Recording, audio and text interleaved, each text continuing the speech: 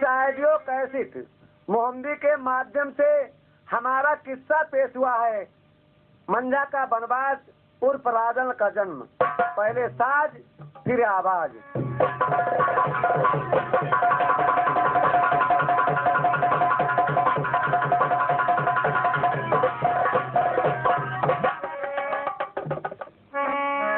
अरे तारे का तपिया जाने बैठी अरे ठकुरा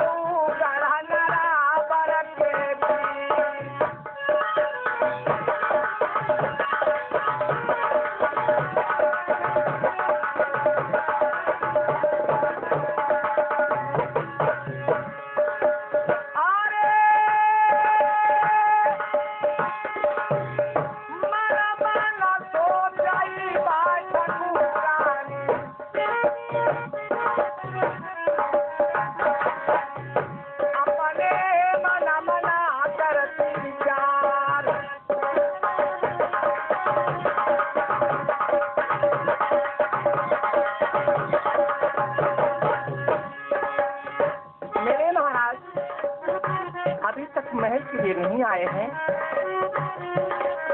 अभी तक कचहरी में पधारे हुए हैं, ना कोई नौकर आया है।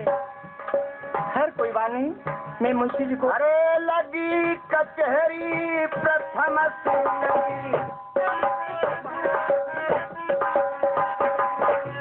प्यारे नारा बार के दरम्यान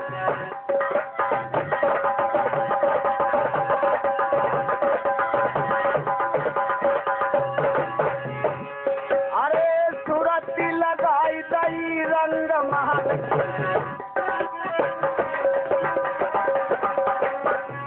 ठाकुरा लगे बराबर जा।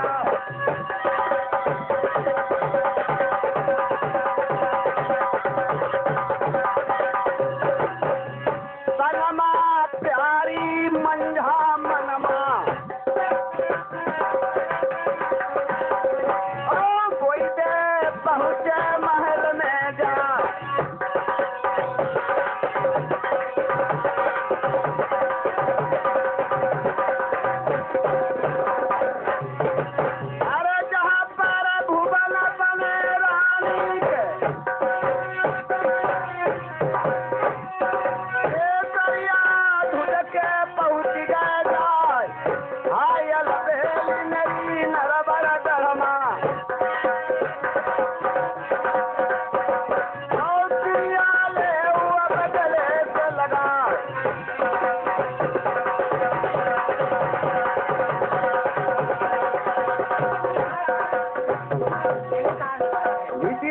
प्यारी, कहो तुमने मुझे कैसे बुलवा लिया है, क्या मतलब है?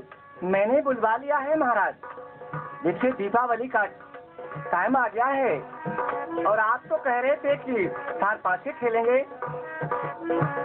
अरे ओ बहुत प्यारी मेरी मिली खेल, ठीक है महाराज। और तमन्ना सब दिल की मिट जाए।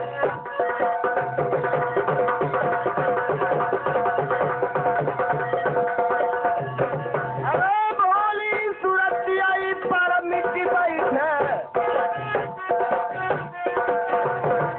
अलबेली रंग महल के दी।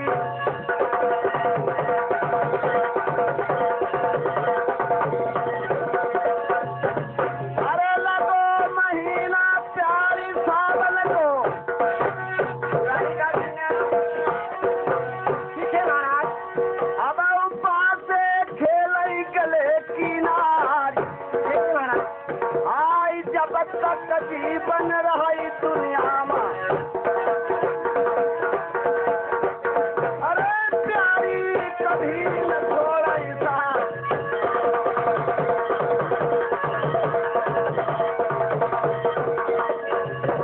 अरे भोली सूरत आई परम, अब ऊपर से खेल धौड़ा के बीच।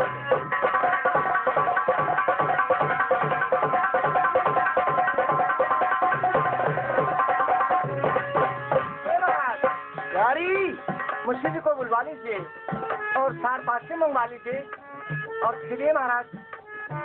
द्वारपाल को बुलवाकर कैसे होना चाहिए? जी हाँ। द्वारपाल, आज नमस्कार। जीते रहो। तो वो सार पासे कहाँ रखे, उन्हें लाओ। साथ में लाए। अरे ओ बहुत प्यारी मेरी हिली मिली खेलाई, ओ तमन्ना सब दिल की मिट जाए।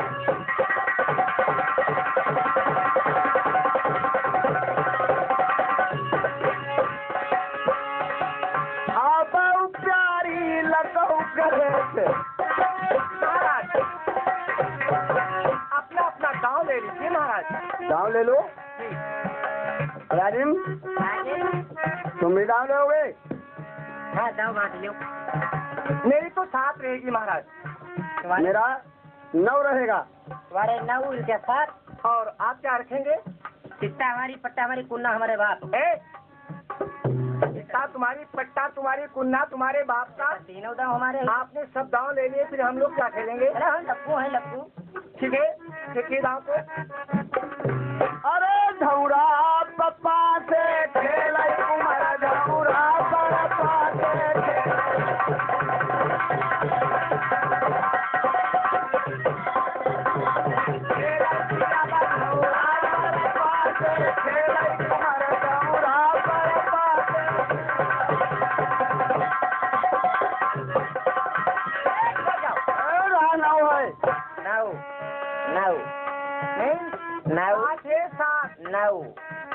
तुम झूठ बोलते हो। 9 रहा है 9। नहीं राजा साहब। अरे डाल तबार हाथ गिरती 18, खेल दूध के लड़ाई पे लाल। आप प्यारी हिली मिली खेलाई,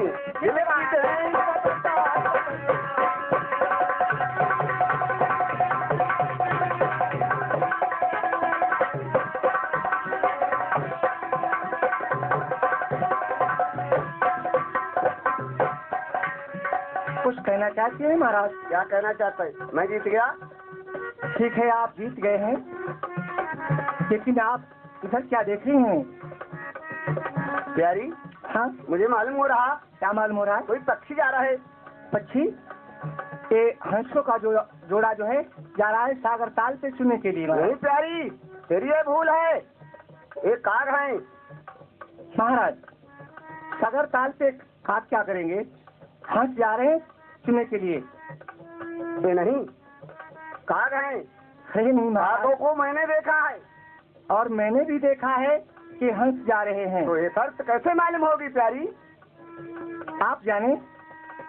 मुलाजिम आगे जाओ सागर ताल पर और तुम इस बात का पता लगाओ कि हंस हैं या काग हैं। ठीक है मुंशी जी, आप कैमरा वाले को लीजिए साथ में। कैमरा वाले साथ रखा हुई हमारे फिर खुद ही कैमरा। हाँ, ठीक है। हाँ आप जाइए, अगर हंसों का जोड़ा हो तो उसका फोटो खींच के लाना, चलाओ। अगर कागों का हो तो उसका खींच कर लाना। हम खींच के लाई हूँ। ठीक है, जाइए। और अगर वो काग हुए ठीक है। या हंस, अभी कुछ पता नहीं, लेकिन मैं जानता हूँ वो काग हैं। मुंशी जी को आने दीजिए। अगर हंसों का जोड़ा होगा तब क्या होगा महाराज, और कागों का होगा तब क्या होगा? कागों का अगर जोड़ा होगा तो तुम काग बिरानी बनोगी। अच्छा, और हंसों का जोड़ा होगा तो 12 बरस के लिए मैं नर्मल धाम छोड़ दूंगा। ठीक है महाराज।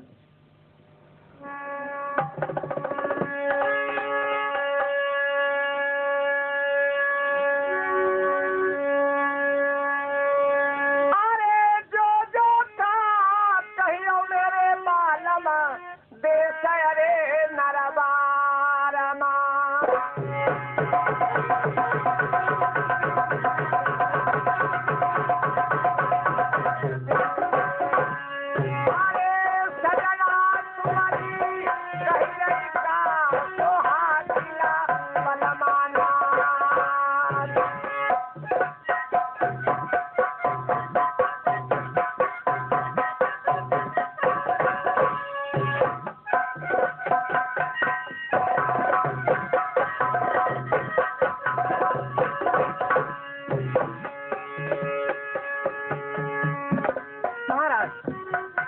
देखिए कि नौकर आने वाला है, उसी टाइम में आ रहा है।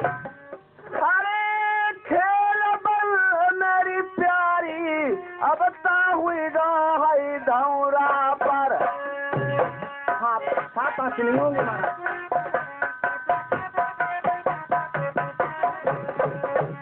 अलबेली जो मुंशी सागर पर अब हमने दो भेजबाए।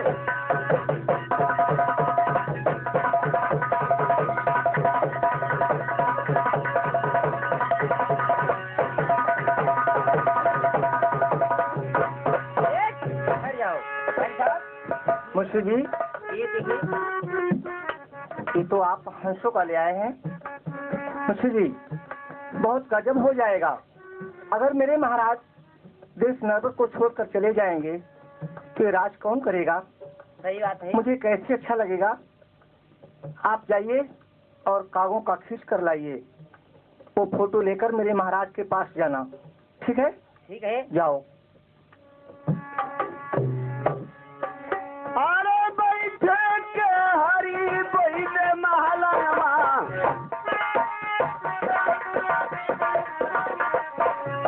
खबरिया कोई ठाकुर का नाम।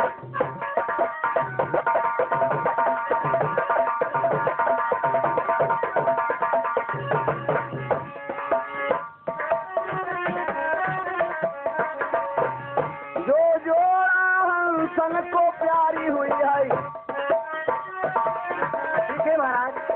अरे 12 बरस नरबर धन छोड़ दे। नहीं महाराज, ऐसा तो नहीं होगा। अरे तब हमें धुजरा जाके ला।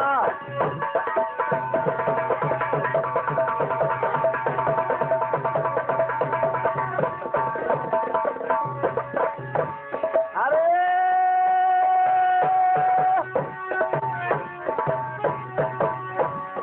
आओ तबले नजरी धापन पै परी जाए। हाल बताई दे उमर की तारीख। अरे धामन दिल की दियो बात बता।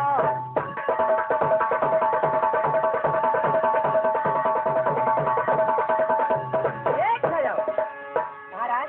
देखिए, यारी को बुलाओ। रानी साहब देखो, तुम फोटो देखो। मुंशी जी आ गए हो? हाँ आई गए। हाँ ठीक है। मैंने पहले ही कहा था ये कागों का जोड़ा है। आपने सच कहा था महाराज। ठीक ठीक है, आपकी इच्छा है तो मैं काग बिड़ारूंगी। 12 बरस तक तुम्हें काग उड़ाना पड़ेगी। ठीक है महाराज, मुझे स्वीकार है। ले जाओ। ठीक। हाय भगवान, ये क्या हो गया? मैं तो पटरानी थी, लेकिन आज तो मैं काग बिड़ारनी हो गई। खैर कोई बात नहीं, अपने में देश नरवर में रहूंगी। अगर मेरे महाराज ये राजपाट छोड़कर चले जाते तो ये कौन राज को संभालता और कौन देखता भाता। खैर कोई बात नहीं।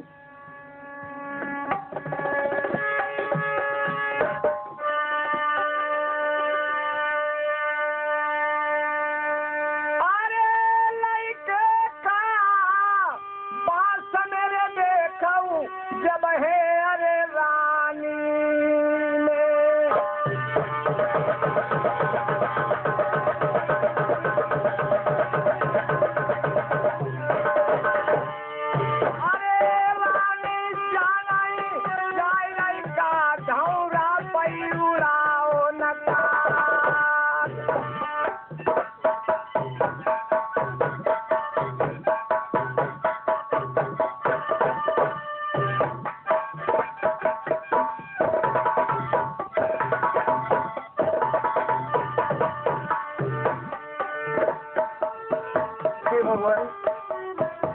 मेरे महाराज ने नादों में दूध भरवा दिया है और कहा है इसमें कोई काग चोच नहीं बोल सकता है। ठीक है, मैं रात दिन काग को उड़ाऊंगी और महाराज तो मुझे देखने को मिल जाएंगे।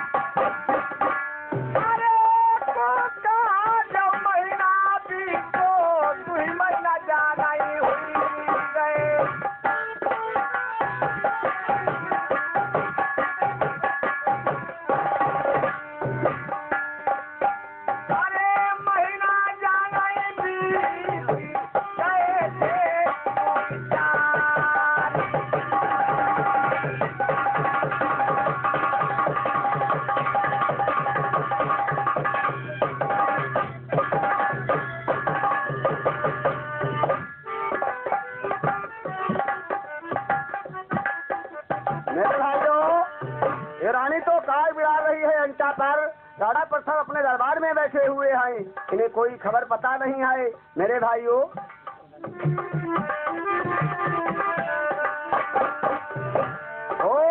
सुबेरे सच्चा नर बरमा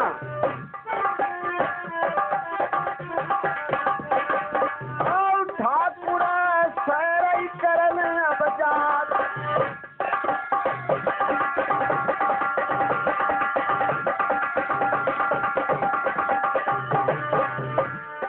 अरे घूमई के हरी धुजरा जा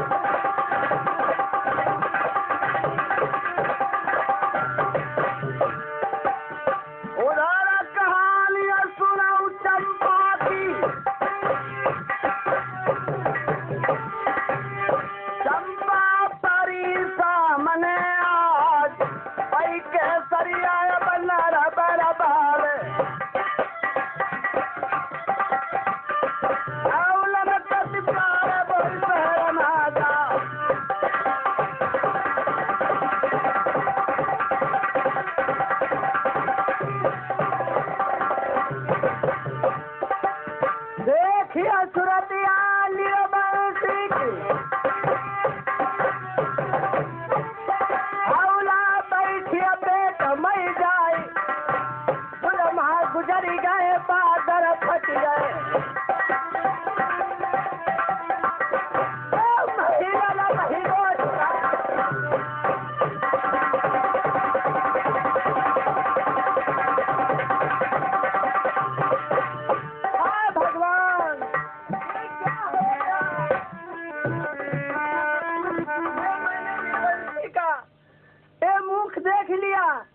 पता नहीं आज मेरे घर पर क्या होगा, पता नहीं क्या मेरे बच्चे पर बीत सकती है, या घर में आग लग जाए, या हम पर कुछ बीत सकती है।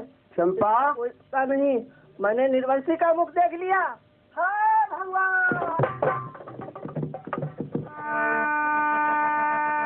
मुझे तूने निर्वंशी समझ लिया। हाँ, आप निर्वंशी हो। मेरी एक कुसाई एक नरा बारा महिलानी,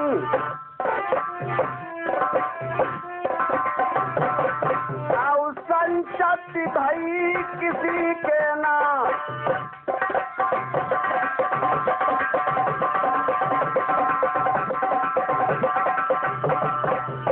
ऐसे बोल कहे चंपा ने,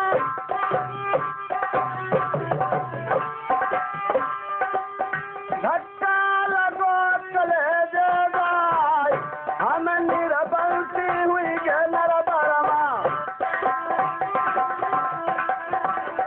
अरे हमसे पापी नहीं कोई दुनिया में,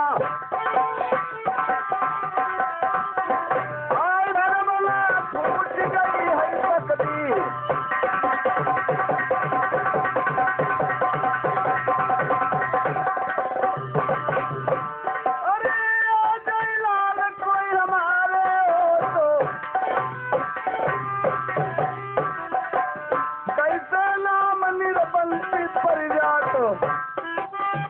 मैंने कोई गलत नहीं कहा।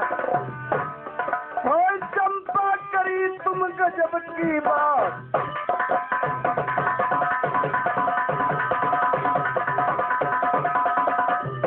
ये चंपा तुमने कहा मुझे भोजन नहीं मिलेंगे, मेरा पुत्र शोक हो जाएगा। मैंने निर्वंशी को देखा। हाँ? मैं निर्वंशी हूँ, तुम्हारे लिए भोजन मैं बनवाऊँ अपने यहाँ और तुम्हें बुलवाऊंगा। इसलिए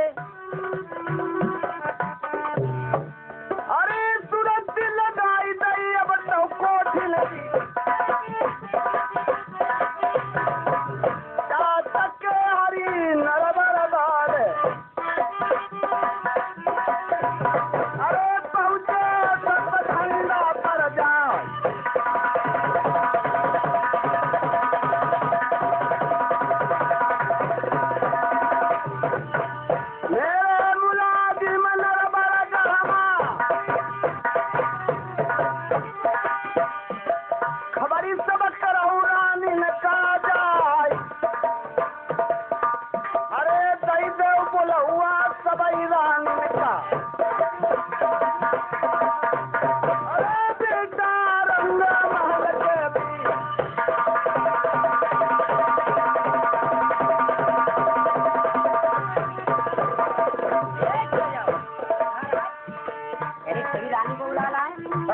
बुलवाइए और चंपा के लिए भोजन तैयार करवाते हैं अभी।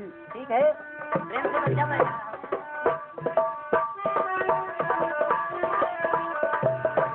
जाओ। रानी साहब, भैया मुलाजिम, आपको महाराज ने बुलाया, चलो मेरे साथ। इसलिए काम धाम कुछ होना है, बताओ। देखो चलो हमारे संग संग। हाँ चलिए चलिए।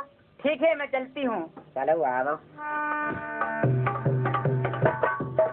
महाराज सभी रानी आ चुके हैं। मैंने कहा हमारा नमस्कार। जीती रहो प्यारी। सुना मेरी बात को। कौन सी बात? आज से मेरा नाम निर्वंशी पड़ गया प्यारी। किस लिए महाराज? मेरे सामने मेरे चंपा ने बोल मारा कि ये निर्वंशी है। निर्वंशी मेरा नाम हो गया प्यारी, और तुम भोजन तैयार करवाओ, हम देखेंगे। चंपा को बुलवाओ, यहाँ खवाओ खाना। देखिए महाराज, एक काम तो हमसे नहीं होगा। फिर किससे होगा? देखिए मुंह पर कुत्ता मुतते रहते हैं, हम धत नहीं करती उस भंगी के लिए मैं भोजन बनाऊंगी, ये काम महाराज हमसे तो नहीं होगा। ये भगवान बता, वो कुत्ता रानी साहब मुताई लेती जैसा मुंह पर जे खाना का बनाई। फिर कौन बनाएगा? महाराज कोई बनाए, ये काम हमसे तो नहीं हो पाएगा। मेरी प्यारी, अगर आज वो महलों में होती तो मेरे वचन को वो अवश्य पालन करती। महाराज उन्हीं पर बनवाओ जाए, मैं खाना ना कुछ नहीं बना पाऊंगी उस भंगिन के लिए। अरे सूरज लगाई दई सदा खंडा की,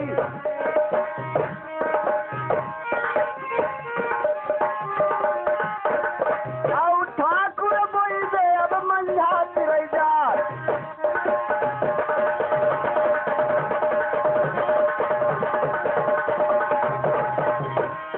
अरे कागौरा बई मंझा मेरी प्यारी,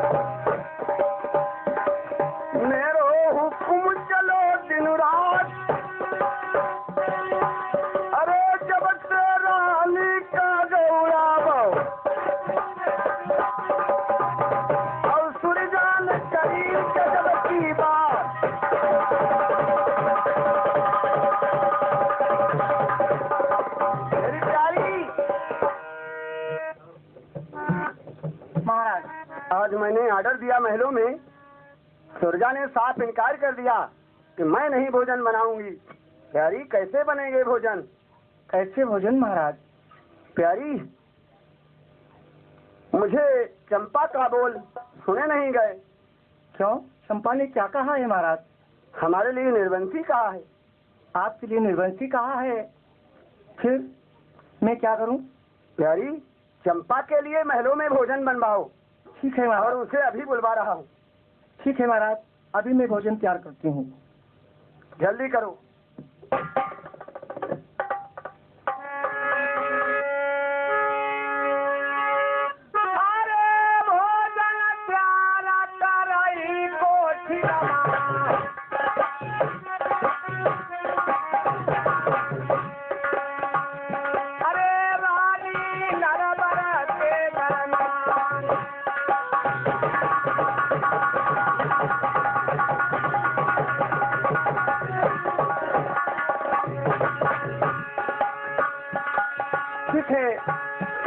मैं भोजन भी बनाऊंगी और काग भी हिलाती रहूंगी। तो जिस दिन से मैंने इस बात को रोका है काग उड़ाने के लिए, तब से मैंने इसको कोई टाइम छोड़ा नहीं है।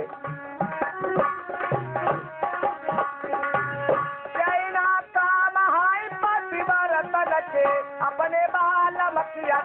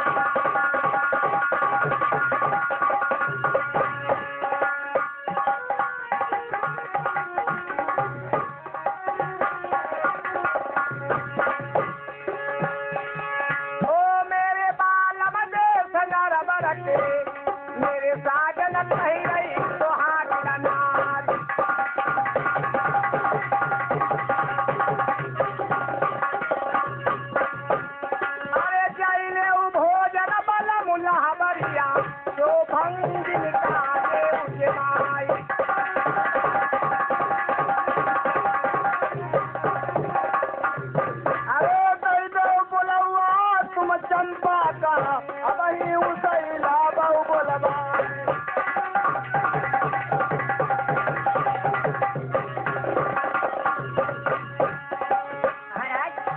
यानी चंपा को बुला लाए। चंपा को बुला लाओ और भोजन खवाओ।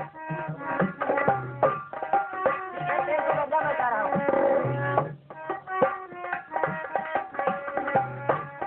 एक से जाओ। सुनो चंपा, चलिए मेरे साथ। कहाँ के लिए? यानी तुमने न्योता किया, यानी हाँ। न्योता अपनो खाओ। मेरा निमंत्रण है। कहाँ? महाराज के यहाँ। महाराज ने बुलाओ। चलिए आइए।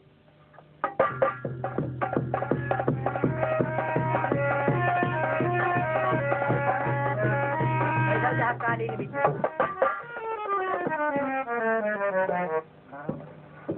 चंपा आओ भोजन पे।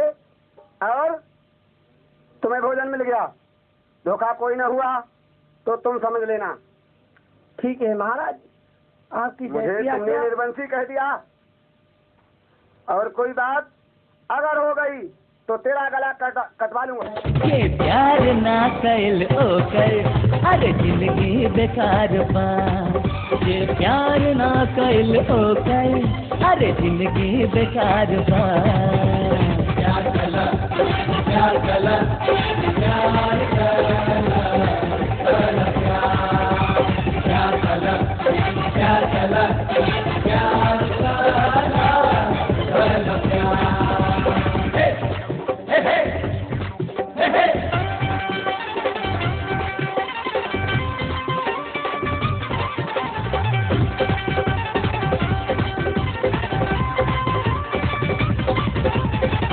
हम का बताएं महफिल में, हम का बताएं महफिल में, काहे उदास बानी। जेकर दिल टूटल होई वह दिल के कर दिया जाए।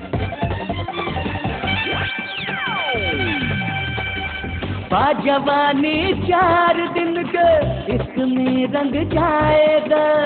देखला दिल भर के जी भर, आँख मत शर्माएगा, आँख मत शर्माएगा। जवानी 4 दिन के इसमें रंग जाएगा। देखला दिल भर के जी भर, आँख मत शर्माएगा। करत नहीं के बतियाई तन के असली सिंगार बा। ये प्यार ना कैल ओ कर, हर जिंदगी बेकार बा। ये प्यार ना कैल ओ कर, अरे जिंदगी बेकार बा। प्यार कला, प्यार कला, प्यार कला, प्यार कला, प्यार कला, प्यार कला।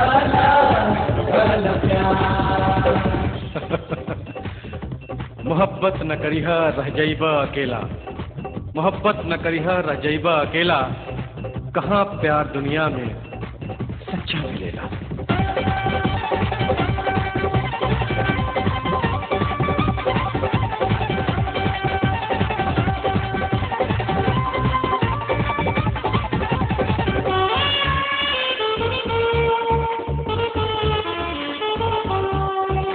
प्यार से रोशन बा दुनिया, प्यार नाता कुछ न बा। चल के देखा 2 कदम तू, प्यार के रास्ता, प्यार के रास्ता। प्यार से रोशन बा दुनिया, प्यार नाता कुछ न बा। चल के देखा 2 कदम तू, प्यार के रास्ता। भाला हथवा में हथवा बढ़ा के सुखवा 1000 बा। ये प्यार ना कैल ओ कर, है जिंदगी बेकार बा। ये प्यार ना कैल ओ कर, अरे जिंदगी बेकार बा। प्यार कला, प्यार कला, प्यार कला, प्यार कला, प्यार कला, प्यार कला, प्यार।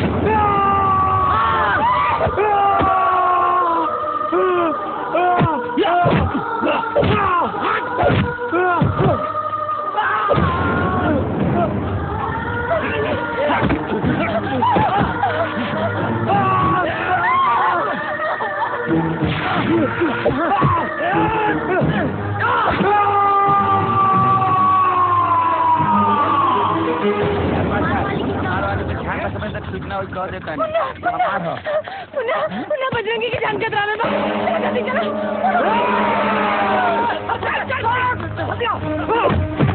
उठ उठ रुकला भैया से पंगा ले बसान चलो सर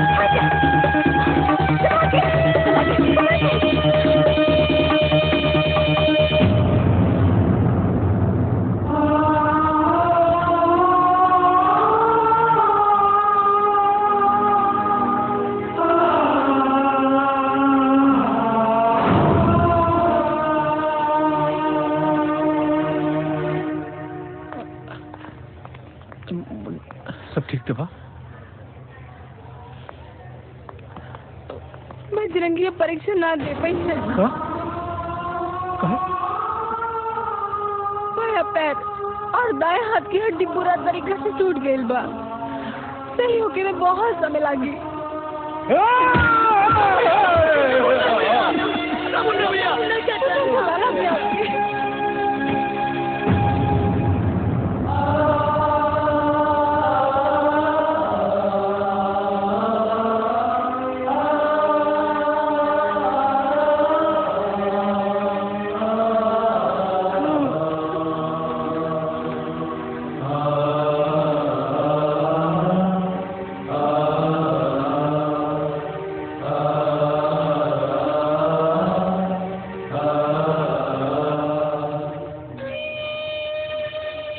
हमारा गलती की सजा तारा भुगत के पड़ गई। केहू के ना छोड़ा, एक आदमी की ना छोड़ा हम। मुन्ना, आदमी के छोड़ना ना छोड़ला से कोनो फर्क ना पड़ा। बस तो हार परीक्षा हो जा। हम तो अपने बाप का सपना ना पूरा, लेकिन तू परीक्षा पास करके दिखा दा मुन्ना। समझब हमार चोट जायज बा।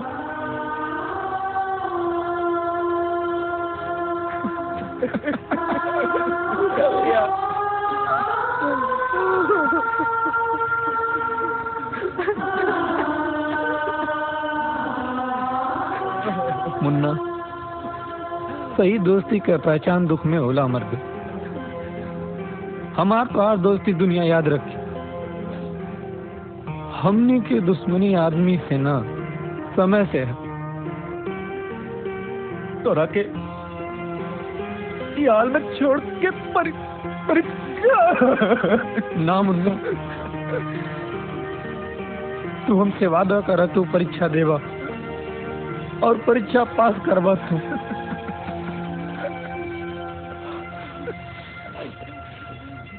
हम वादा करता है बजरंगी की परीक्षा हम पास करके दिखाएं। हम जरूर परीक्षा पास कर रहे बढ़ जाए। ये दुनिया के का हो गए, ये दुनिया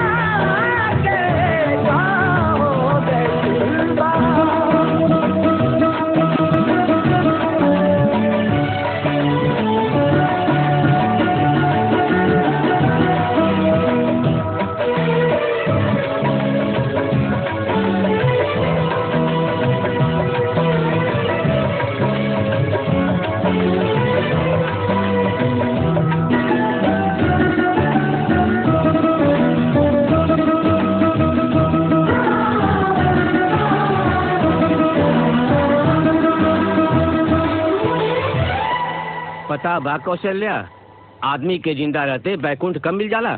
कब? अरे माई बाप के आँख के सामने ओकर औलाद जब अपन पैर पर खड़ा हो जाला तब। फिर चिंता काहे केले बानी? हमनी के स्वर्ग और बैकुंठ दोनों संगे मिली। वो जाना तनी कब?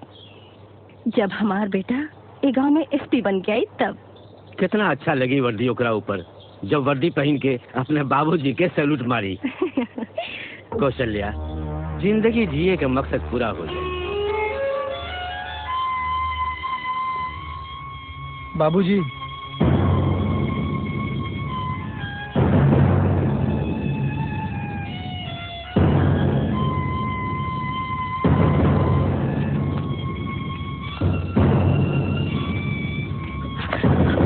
ना कौशल्या ना, जवान के बैसाखी और सहारा के जरूरत पड़ जाए तो ओकरा जियला से बेहतर ओकर मर गईल होला। बिना रउआ आज्ञा के हमरा लगे मरे का अधिकार भी तो नहीं थे। माई का सर का क्रिया बाबूजी, पूरा ताकत लगौला के बाद भी हालात से हार गई। तो हार बाबूजी ला कितना बड़ा नुकसान बा, तू ना समझ पाई बा बेटा, तू ना समझ पाई बा। अरे बदन पर लागल चोट के भरे के आसार होला, मगर मन पर लागल चोट तो आदमी के हैसियत से भी नीचे गिरा देला। ना बाबूजी, रउआ बेटा के रहते रउआ सम्मान और हैसियत में कोनो गिराव ना हुई। अगली साल परीक्षा सिर्फ हमार हुई, सिर्फ हमार। पल भर का भरोसा नहीं खे, तू अगला साल की बात करता रहा। कौशल्या, हम गाय के चारा लेके आवतनी।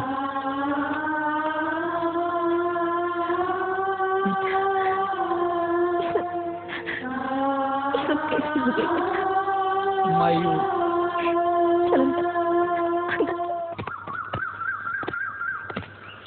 काहो मुखिया जी, बेटा वर्दी पहन के आ गई का? अरे वर्दी ना, बैसाखी लेके आए बा। चला बुढ़ौती में बाप बेटा दोनों के काम आई।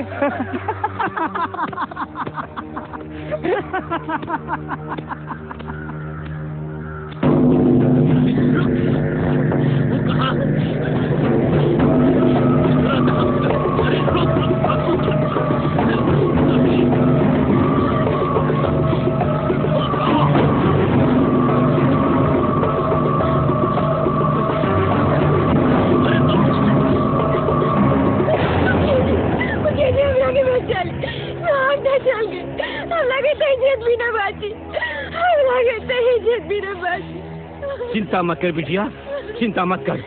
आज तहार इज्जत ना, इज्जत लूटे वाला के जान जाई। जान लेवेला जिगर में जान चाहिए। बुढ़ौती के हड्डी जवानी से टकराई तो मरला के बाद हर जन्म में अपाहिज पैदा होखबा मुखिया। अरे तनी हाथ लगा के दिखाओ तो कि अपने मर्दानगी पर शर्म ना आए तो बुढ़ौती की हड्डी मर के ना मौका के कहलाई। अरे एकरा के तो हम लेके जाई, भले ही तो हर जान काहे ना लेवे के पड़े।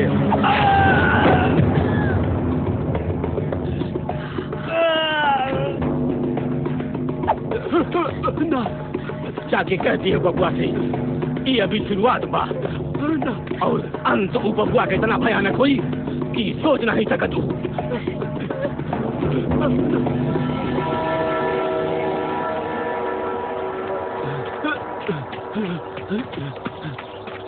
बबुआ जी, अरे हिरवा, ये कपड़ा में खून का छींटा कैसे हा? कलवा के कटल गर्दन के।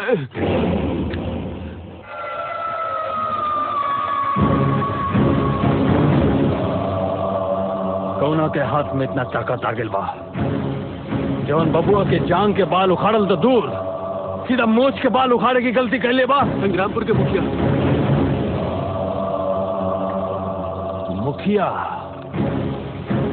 मुखिया के तो हम वो मौत मारे जोना के दहशत से संग्रामपुर के औरत हिजड़ा पैदा करी, मर्द ना।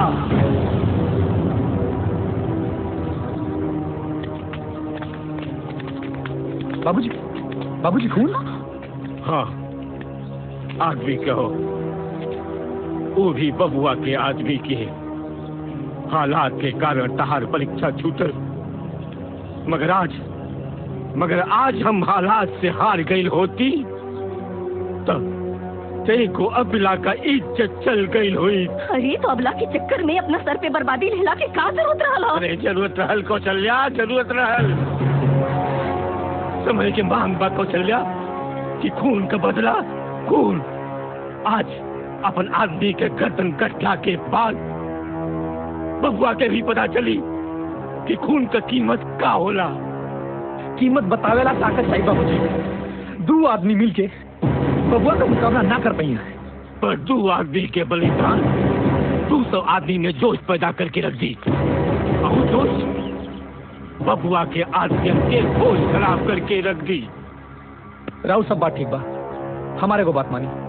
रउआ पहले थाना चली, फिर रउआ जौन कहब तो हम सब कह जाई। अगर इधर बबुआ के रहत तो घर में घुसकर बहन बेटी की इज्जत ना लूटे। तो किधर पा तो महतारी के लेके भाग जा। हमको उहे करब जौन हमरा उचित बुझाई।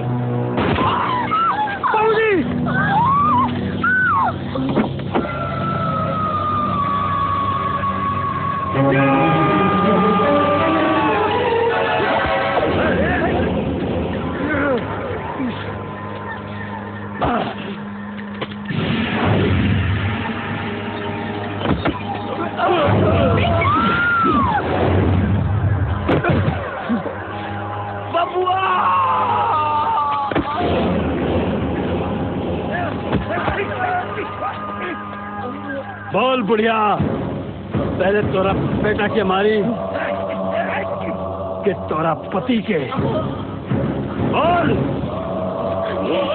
ऊपर वाला से डर जो ना दिनों का घर बरसी वो दिन जिंदगी की तरह जीवे, वो बखत क्यों थोके भी ना आई।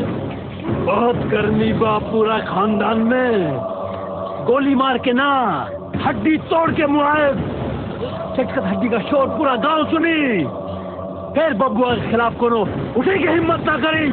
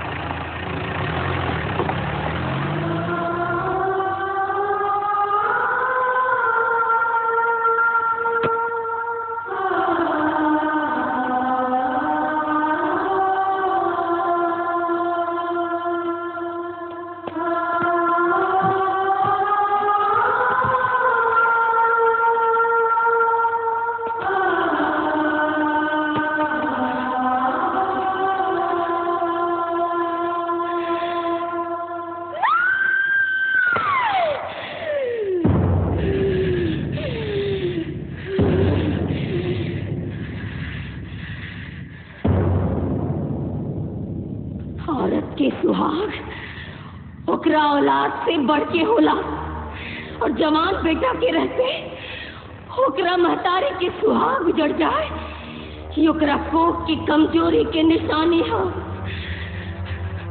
और हमार कोख बबुआ के महतारी से कमजोर नहीं के। वही कोख का क्रिया बेटा बाप की 13वीं के पहले अगर बबुआ के सर काट के ना लेला तो के हम अपन दूध ना बख्शब तो के हम अपन दूध याद रखिया ना बख्शब।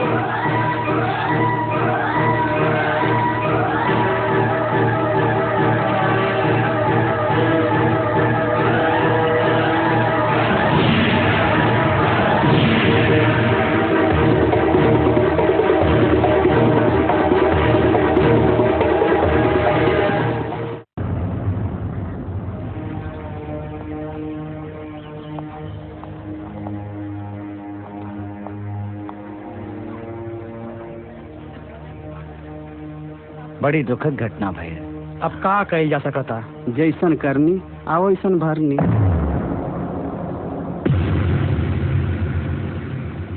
बाप और पति के मरे के दुख नहीं का आंख में एक आंसू की बूंद नहीं दिखाई दे।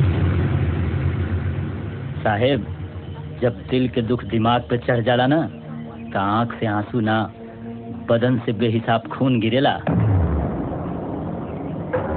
बेवजह खून गिरोला की जरूरत नहीं है। लाश के पंचनामा करा आप पोस्टमार्टम खातिर भेज दो। यस सर। पोस्टमार्टम कैले से हमारे बाप के जान वापस आ जाए का? ना आई, कभी ना आई। पर कानून के आदमी बानी, कानूनी कार्रवाई तो कर ही की पड़ी। तो एक बात कान खोल के सुन ला दरोगा, आदमी कानून बनावाला, कानून आदमी के ना। और हमारा घर के कानून बबुआ के मौत के तारीख तय कर दे ले बा। जब बबुआ और हमारा बाप के बीच कानून ना आयल तो अगर हमारा और बबुआ के बीच कानून आई तो बबुआ के साथ कानून के भी गर्दन उतार दे। ऊंचा सुर लगा के माई का दिल बहला ले। सीधा पैर पर खड़ा होके के ताकत नहीं है। आप बबुआ के मारे का सपना देखा तड़ा। याद रखा, दरवाजे पर चढ़ के तोहरे बाप के मार के तोहर टांग तोड़ के गई बा। टांग तोड़ के ना अपन मौत के सामान छोड़ के गई बा। कानून के अपन काम करेगा।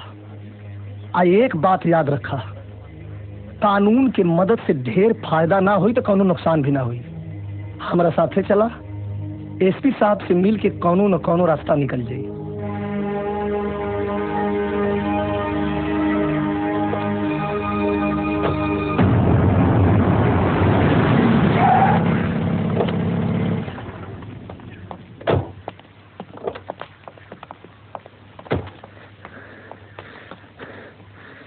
तू यही जरूर रुका, हम एसपी साहब से बात करके आवत नहीं।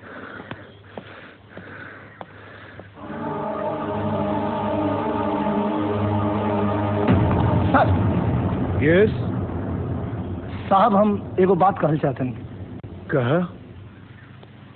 बड़ा पेचीदा केस बा, कुछ समझ में नहीं ख्याल का कल जाओ। माटी के तेल डाल के फाइल के जला दे। हम फाइल के ना, जिंदा आदमी के बात कर रहल बनी। बाप के मौत भइल बा और बेटा कातिल के मारे के कसम उठेले बा। और ओकर जोश देख के लागत ताकि कातिल के जिंदगी महफूज नहीं खे। वो कातिल कौन? तोहरा बाबूजी के दामाद है का जे इतना टेंशन में बड़ा? ना, डिस्ट्रिक्ट ऑफिस के बाप है बबुआ। बबुआ?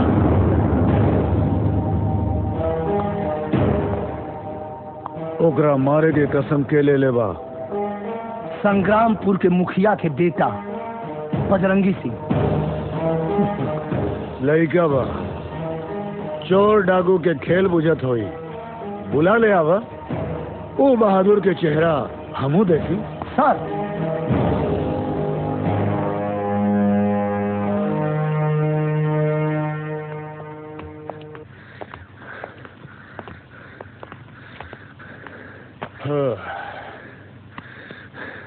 बॉडी तो अच्छा बा,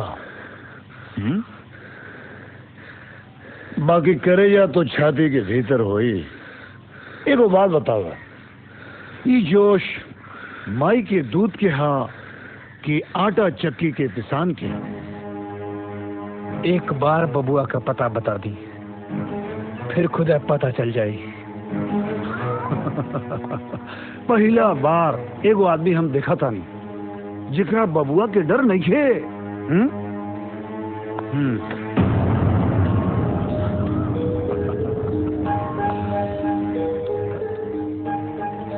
ई पकड़ा, परेशान होके के जरूरत नहीं खे। हम तोहरा के बबुआ के पास भेजतनी, मार के आइया। अगर हार के आईबा तो हम तोहरा के मार दे। डरोगा? विधायक के घरे बबुआ बा, इनका ले जाओ।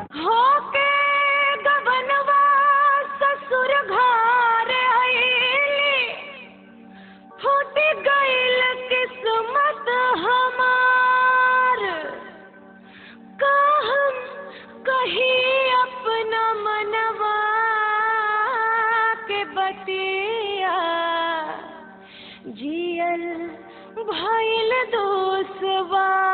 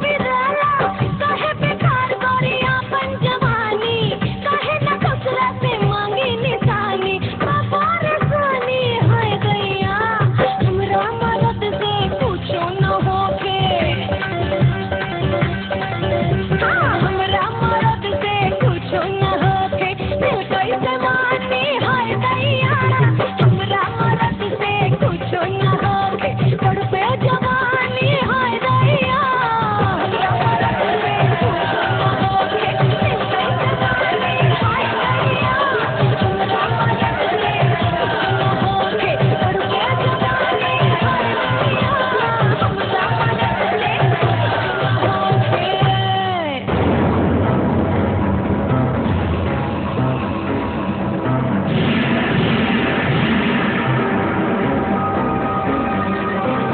ई का हो रे दरोगा? एसपी साहब के ड्यूटी ई बबुआ के मारी।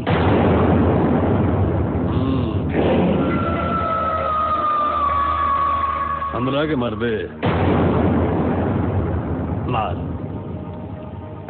मार, अरे मार गोली।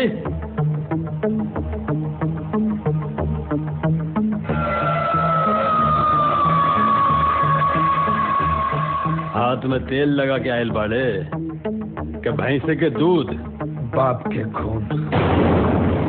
चला गोली, पता चल जाओ कि तोर बाप के खून बबुआ के मुंह से ज्यादा ताकतवर बाका।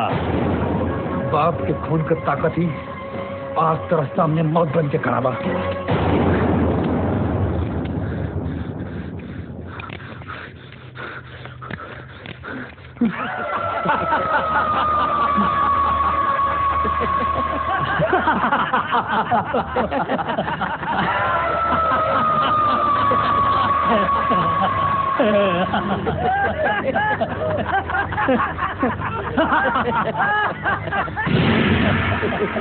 अब बता केकर मौत केकरा सामने बा? पेशाब मत करी है, फरस खराब हो जाए। हम बतावतानी केकर मौत केकरा सामने खड़ा बा। जो से आदमी का जान ना जाला, जान लेवेला गोली के जरूरत है। और गोली या तो खादी वाले के पास मिली या खाकी वाले के पास। खाकी के भरोसे खादी वाला सरकार चलावेला और खादी के भरोसे खाकी वाला वर्दी पहन के बेमनवा घूमेला। एसपिया का खेल, बबुआ चलाई है गोली और नौकरी जाई साले दरोगा के।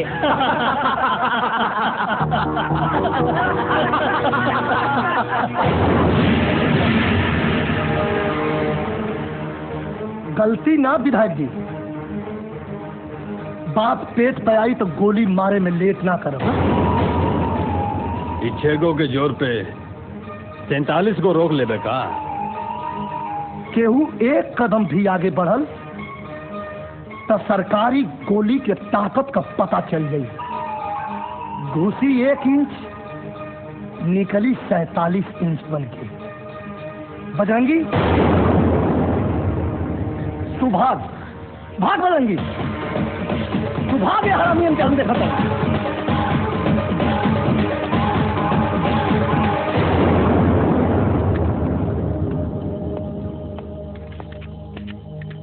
ए दरोगा, वर्दी पर गोली मारे के हिम्मत मत करिया। थाना में ड्यूटी कैले बानी, कौनो हजाम का काम नहीं कैले। गोली लगला के बाद जमीन पर हम बाद में गिरब, लेकिन तोहनी के लोग पहले ऊपर पहुंच जीवा। आ एक वर्दी वाला की मौत हजारों वर्दी वालन में जान फूंक दी।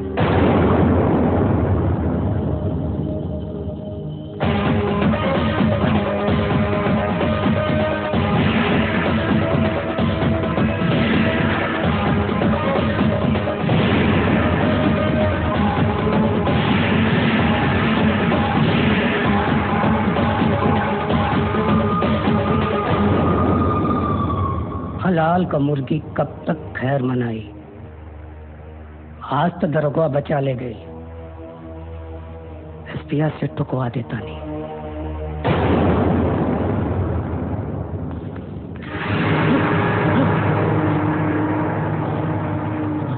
बेईमानी का हद होले, लेकिन तय बेईमानी का पूरा हद पार कर गई। आज तोरा वजह से बबुआ जिंदा है। तय हमरा के खाली पिस्तौल दिल रहे ना, लेकिन अब अभी भरल बा। बोल तोरा के हमरा से के बचाई? बोल।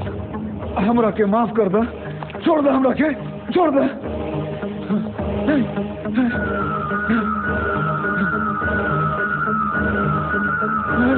छोड़ दे हमरा के। खाली पिस्तौल सटोनी तो फट गई।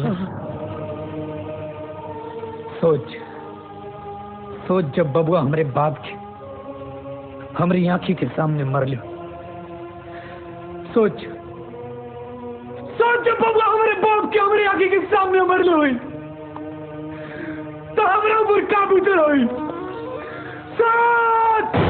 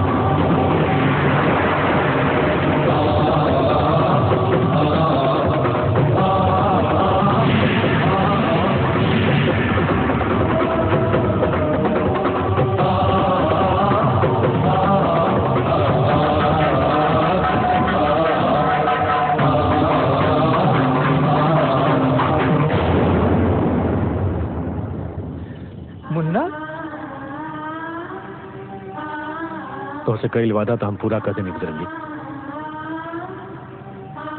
अब तक एसपीओ साहब से बतिया लें। पुलिस के हेड ऑफिस था कि जंग के मैदान एसपी साहब, पुलिस वाला आदमी के जान बचावेला, बंदूक उठावेला, जान मारेला ना। हमरा के ड्यूटी मत सिखावा। जितना तोहर उम्र भइल उससे पहले से हम कुर्सी पर बैठल बानी।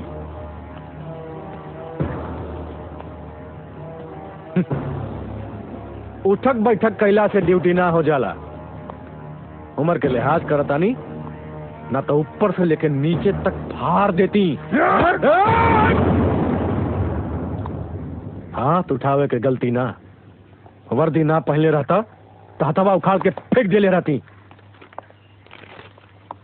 ये बा हमार ज्वाइनिंग लेटर। शहर के नया एसपी मुन्ना खान। मुन्ना खान? ओ, वर्दी नया बा, ज्यादा रोब मत दिखावा, पावर लगा दे, सड़क के माटी चटवा। माटी से उठ के आयल बानी, माटी भी चाटब तो ईमानदारी से। और हाँ, फाइल सही करके जाई है। गलती निकलल तो सड़क पे नंगा दौड़ा के मारब। जाके कह दिए अपने बाप बबुआ से तेरा हमी के पहले मारे। ठीक बा, देख ले तो नहीं के।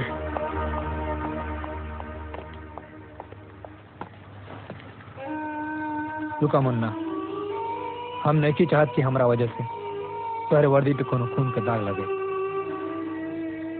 बजरंगी, दाग तब जरूर लगी, पर बबुआ के खून के। काहे कि ओकर लड़ाई अब खाली बजरंगी से ना, बल्कि मुन्ना बजरंगी से।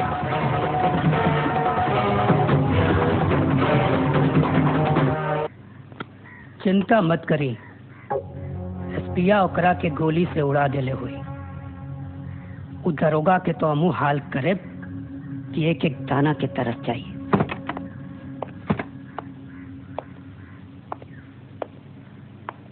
ले आ गई ले उखाड़ के शेरे यूपी बिहार। कहा एसपी, बजरंगिया के जान गईल के अभी बाकी बा? बाकी बा। हाँ? तो का आज तक का समाचार सुनावे आ गईल? समाचार समझी या आज के पुकार, हमार तो ट्रांसफर हो गई। नया एसपी आइल बा। वो बजरंगिया के दोस्त था। वो 13वीं के इंतजार ना करी, आर्मी के ही ठोक दी। चिल्लाई मत। पैसा के बल पे वर्दी के चंपाबाई के चोली मत बुझी कि कहे और खोल दे। अब हमरा हाथ में कोनो चार्ज नहीं खे। उन्हें एसपी आके सारा खेल बिगाड़ दे। खेल खेलबा तो से एगो कुत्ता ना मरे।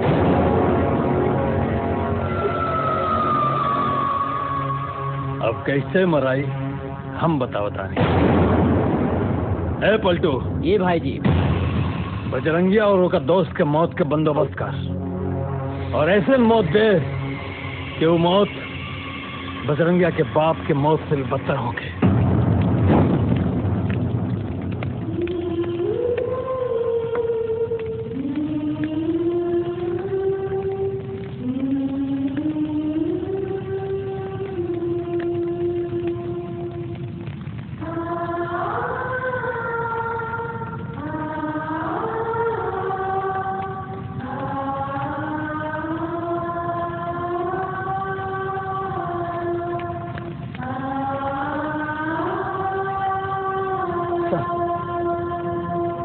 एसपी साहब, हेड ऑफिस से बार बार फोन आ रहा था, आपके अभी हमारा साथ चले की पड़ी।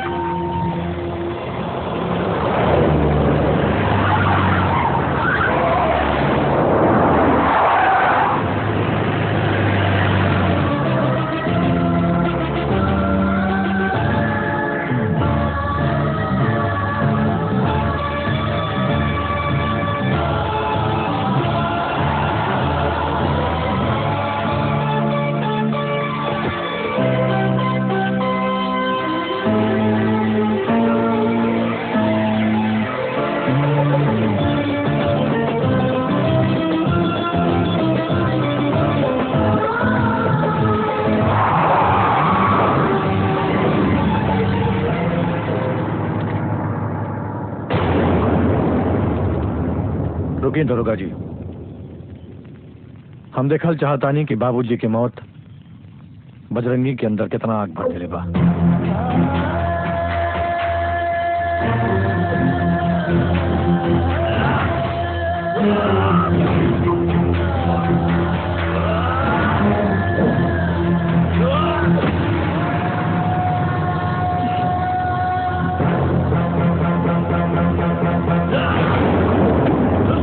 करम के बात भुला कर जंग में सब कुछ जाहिर बा।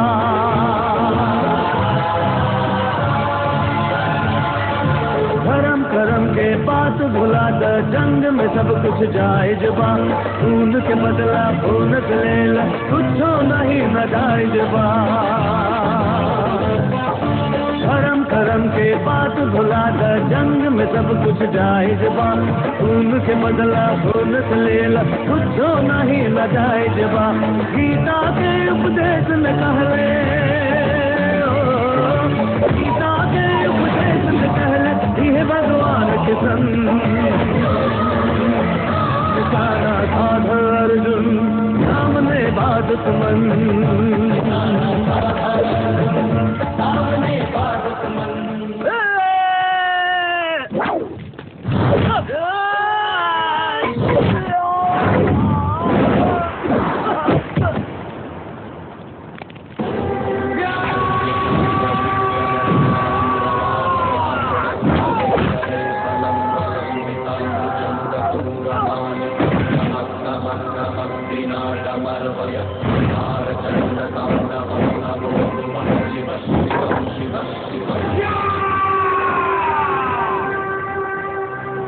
अपने बाबूजी का मौत बजरंगी की आग ना बारूद बना दिले बा एसपी साहब।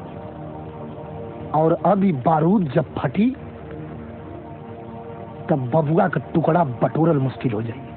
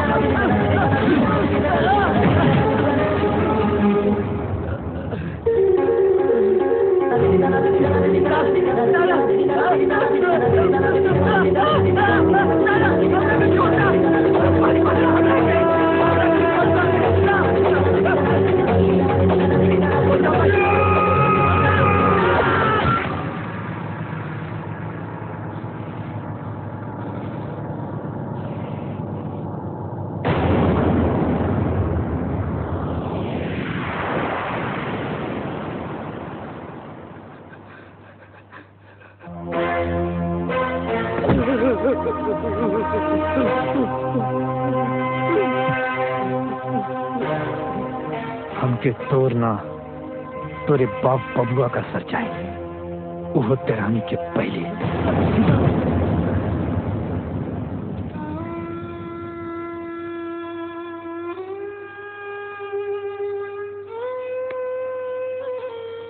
ये जख्म रहा था मुन्ना, ये जख्म हमके बबुआ का हर पल याद दिलाई।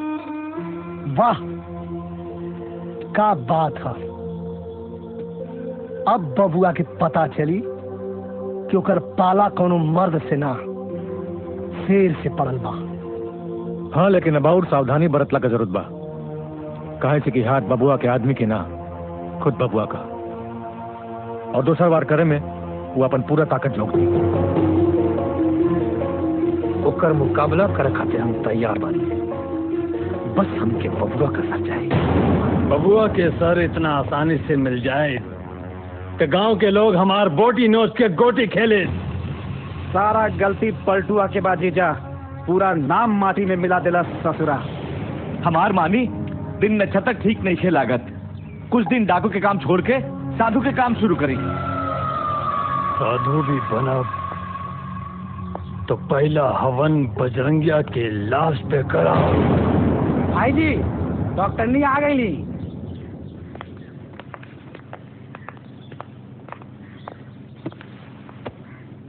आराम से इलाज करी, कस के लात खैले बा।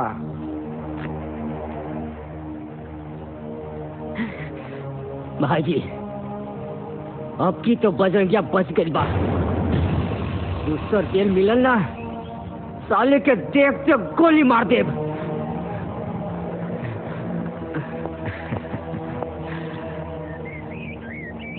ई बजरंगी के है? नाम पता जानला के बाद इंजेक्शनों में पावर बढ़ जाए का? चुपचाप इलाज करा और चलत बना। वैसे ही बजरंगिया तोहार कौनो रिश्तेदार है का?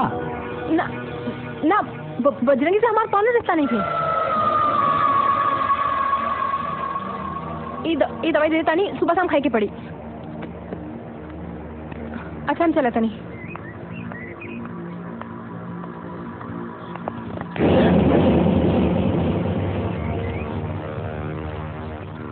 इलाज ते कर दे लो, फीस तो ले जा।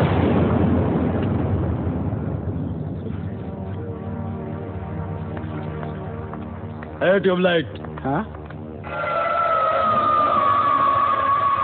एकरा पर नजर रख। जरूर एकर बजरंगिया से कोनो खास रिश्ता बा। अरे का कहीं बड़ा रमन चमन लौकता हो। अरे सुमन जी। गुप्ता जी, बजरंगी की कोनो खबर बाका? अरे सुमन जी, धंधा से फुर्सत कहाँ बात ये केहू के खबर राखी? हाँ, कोनो खास बात बाका सुमन जी? बबुआ के आदमी बजरंगी के मारे की बात करत रहलन। तो मर जाई है। बबुआ के आगे उनकर विस्तार कितना बा? मतलब ई कि बबुआ बजरंगी के बाबूजी के मार दिला। का? अरे अब माई बबुआ के मारे खातिर उनका के कसम दे देला बाड़ी। बजरंगी बबुआ के मारे खातिर सर पर कफन बांध के घूमत रहे। इतना बात तू छुपा के रखला। अगर बताइए देती तो तू जाके काम उखाड़ लेता। खड़ती तो ना मर दे, बाकी उनके बाबूजी के अर्थी के कंधा देती ना तो दोस्ती के हक अदा हो जाए। अभियो देर नहीं है भाई, जा बंदूक लेके खड़ा हो जाइए बबुआ के मारे खातिर। बंदूक लेके ना, छाती लेके खड़ा हो कब सामने दुश्मन के गोली रोके खातिर। बुझले बुझले तू चूड़ी पहन के बैठ जी। हाँ, जॉन डर दोस्त के दोस्त से अलग कर देवे। वो दोस्ती मर्द के मर्द से ना, मर्द की हिजरत से होला। ए पाठक,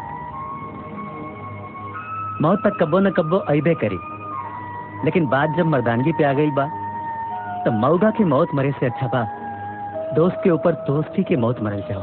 जब एक साथ में इतना लोग बजरंगी चाचा के साथ दी तब मौत हमनी के ना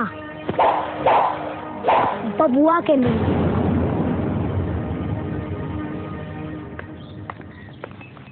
अब जान ना बची। जीजा जी हम तो कहता नहीं, चली भाग चलल जाओ। अरे तो जल्दी से भाग जाए लोगन, हमरो मन के शांति मिली शांति। जब देखा तब साला लड़की के जैसे बतियावेला। मन करत साले के जूता निकाल के मारत मारत कुत्ता बना दी। नौटंकी छोड़, साफ साफ बताओ का बात बा? बात का बा? एकरा लाज के सारा लड़का गइलन सम बजरंगिया के साथ देवे। और का उ लड़का कम मौगा ज्यादा बाड़े सन, ओकनी का साथ दिला से बबुआ जी का जान चल जाई। ए पप्पू, बड़ बुजुर्ग लोग कहले बाड़न के दुश्मन के कमजोर ना समझे के चाहिए। एगो चींटी भी हाथी के जान ले ले।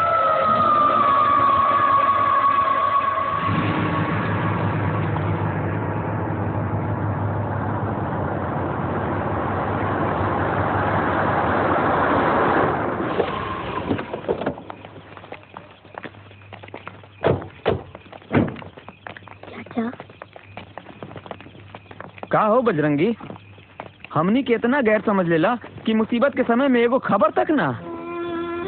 कब कैसे का हो गई कुछ पता न चलल यार। भाग्य के लिखल ना मिटेला, जोन होनी होला ना तोन हो के रहेला। हमने के तो साथ दवाई बने सन बजरंगी। गोली भले ना मार पाते सन, लेकिन दोस्ती के नाम पर गोली खा जरूर ले सन मर्दवा। एगो दोस्त अपना मुसीबत में अगर अपने ही दोस्त के जान न्यौछावर करा दे, वो दोस्ती कौने काम के यार? काम के ना यार, नाम के। जौन मरला के बाद भी दुनिया याद रखी और जिंदा रहला के बाद भी। ए बजरंगी चाचा, 5 गो उंगली मिलके मुट्ठी बनेला, और मुट्ठी जब मुक्का बन के दुश्मन पे गिरी तो दुश्मन अस्पताल ना सीधा ऊपर जाई।